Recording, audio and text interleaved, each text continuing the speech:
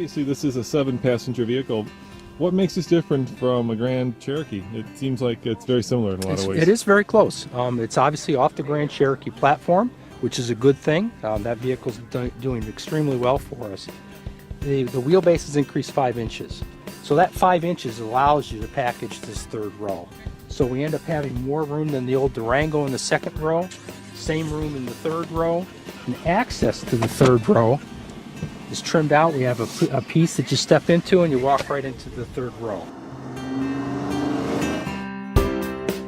I noticed the battery is under the passenger seat. Is that for weight distribution? Why did you put it up there? For packaging space and crush space. With some of the impact requirements now, a battery is non-compressible, so we want to have extra crush. It does help too, to your point, of gravity. That's a heavy part. We put it low to the vehicle. It can help improve rollover performance and handling.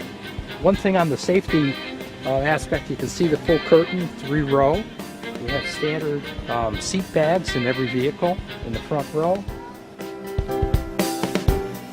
And then active headrests. And one thing that we're really proud of is something we added with the third row. You can see that the headrests, in order to be compliant, they have to be fairly large. Yep. And so when they're large, when you get in and look rearward, you can't see out the back window. So we said that's not acceptable, because part of being safe and secure is visibility. So we added an electronic switch to the instrument panel, and all the driver has to do is hit the button, and the headrests go down. Now you have perfect visibility out the back. Remember that used to be on an old E-Class. Had those little they go buttons. backwards. Yeah, I recall that. Yeah, so it's very similar. We had the meeting, and we said let's add it and put it in.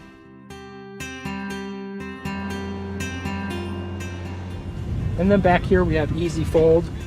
Just throw the seat down, and then the front seat, if it was equipped with the front seat, it would be fold flat, and you'd have up to 10 feet long, going all the way up to the instrument panel. So if you're an active person, you can put, a kayak in here. You could put a kayak in it. The other thing that I think, one of the things that Joe Daner was hitting on that is a really slick thing, is it's hard to pick up the color difference, but you can see the stowable crossbows that are there for the roof rack.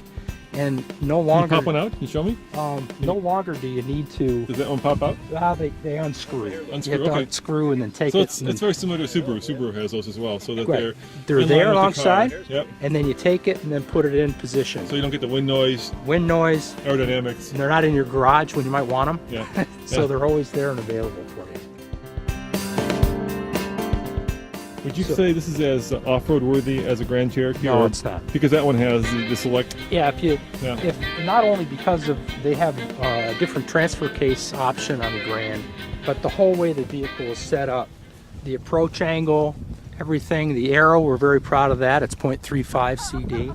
But because of that, we have 10 degrees left from less than a Grand Cherokee for approach angle.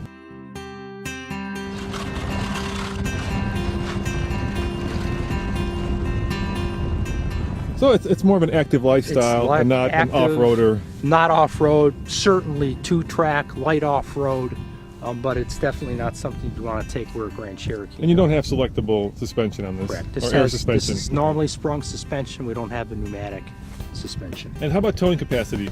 Towing capacity on the V8, It's up to 7,400 pounds, which is a best-in-class number. The V6 is 6,200 pounds.